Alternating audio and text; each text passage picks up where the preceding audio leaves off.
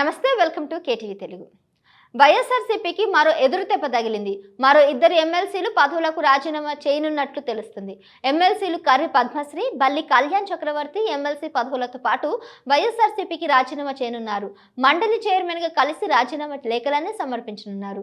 నిన్ననే వైఎస్ఆర్సీపీకి చెందిన రాజ్యసభ ఎంపీలు మోపిదేవి వెంకటరమణ, బీద మస్తాన్రావు తమ సభ్యత్వాలకు రాజీనామా చేసిన సంగతి తెలిసిందే. ఇక ఆంధ్రప్రదేశ్ ఎన్నికల్లో ఘోర ఓటమి తర్వాత వైఎస్ఆర్సీపీకి వరుసగా ఎదురుదెబ్బలు తగులుతున్నాయి. నిన్న ఇద్దరు రాజ్యసభ ఎంపీలు, మరో ఎమ్మెల్సీ తన పదవులకు రాజీనామా చేశారు వైఎస్ఆర్సీపీ నుంచి. తాజాగా మరో ఇద్దరు ఎమ్మెల్సీలు అదే బాటలో పడనున్నారు.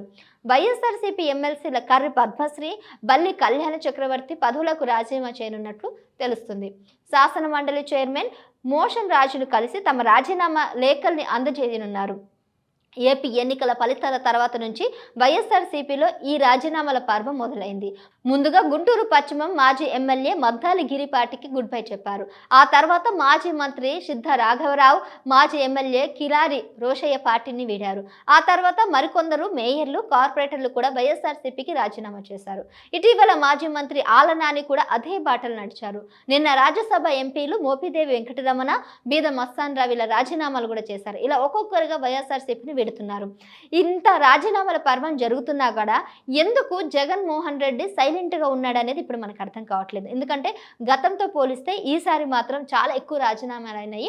ఓడిపోయినప్పటి నుంచి వైఎస్ఆర్సీపీ చాలా ఢీలా పడిపోయింది. ఉన్న 11 స్థానాలలో ఇప్పుడు రోజుకొకరు బయటికి రావడం జరుగుతూ ఉంది. ఎమ్మెల్యేలంతా, పైగా ఎమ్మెల్సీలో ఉన్న క్యాండిడేట్లు అంతా కూడా బయటికి వెళ్ళిపోతున్నారు. మిగిలిన ఎంపీలు కూడా 11 ఉన్నాయి రాజ్యసభ సీట్లో. దాంట్లో ఉన్న నలుగురు తప్ప మిగిలిన వాళ్ళందరూ కూడా బయటకు వచ్చే అవకాశం ఉంది. విజయసాయి రెడ్డి కానీ, లేదంటే వీళ్ళైతే డెఫినెట్గా అయితే పార్టీని అయితే వీడే అవకాశమే లేదు. సచ్చే వరకు నేను వైఎస్ఆర్సీపీలోనే ఉంటానని విజయసాయి రెడ్డి చెప్పడం అయితే జరుగుతూ ఉంది. కానీ ఇంకో కొంతమంది టీడీపీకి వెళ్ళే అవకాశాలు ఎక్కువగా కనబడుతున్నాయి. టీడీపీ మీద మొగ్గు చూపుతున్నారని కూడా మనకు తెలుస్తూ ఉంది. సో వాళ్ళని ఏ విధంగానైనా టీడీపీలోకి లాగడానికి టీడీపీ పార్టీ కూడా ప్రయత్నిస్తుంది.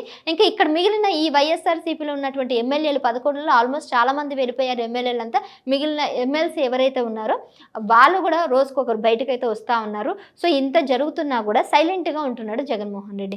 అసలు నోరే మెదపడం లేదు. వెళ్ళిపోతే వెళ్ళిపోని, నాకేం సంబంధం లేదు అన్నట్టు కూడా బిహేవ్ చేస్తున్నాడు. అంటే పార్టీ మీద తనకి నిరాశ కలిగిందా, లేకపోతే భవిష్యత్తులో తనకి పార్టీ వస్తుందని నమ్మకం లేదా, లేదంటే ఇప్పుడు ఇంట్రెస్ట్ లేదా అనేది కూడా తెలియట్లేదు. మరి మౌనం పాటిస్తున్నటువంటి జగన్మోహన్ రెడ్డి దీనికి ఏం సమాధానం చెప్తారా అన్నట్టు కూడా పార్టీ వర్గాలు కూడా ఎదురు చూస్తున్నాయి. మరి చూద్దాం, వైఎస్ఆర్సీపీలో రోజుకొకరు క్యాండిడేట్ అంతా కూడా బయటకు వెళ్తున్నారు కాబట్టి మరి పార్టీ భవిష్యత్తు ఏ విధంగా ఉండబోతుంది అనేది కూడా మనకి కొన్ని రోజుల్లో ఆ పార్టీ మీద ఒక అవగాహన అయితే ఏర్పడుతుంది.